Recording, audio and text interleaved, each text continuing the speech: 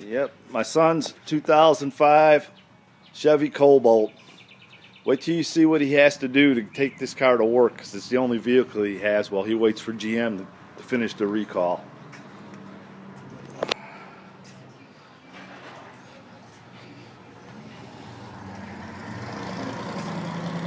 Had to take the steering column completely apart, and you'll see why we have to do this so we can get the car to shut off.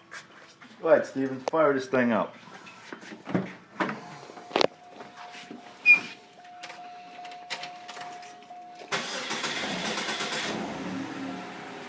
Car's running. Go ahead, let me come around the other side first.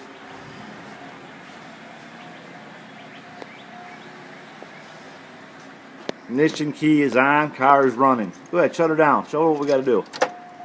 Key is off, it's caught. Can't get it out of the ignition, that's why we took the column cover off. It's got to hit the little release pin to get the key out. Close the door, that's a proper procedure, because otherwise it don't shut off. Key is out. Show them how you shut it off. No steering. Nothing. Open the door. Car shuts off. Car shuts off. Pretty amazing when you've got one vehicle for work and you got to go through all this while you wait on GM. Thanks, GM.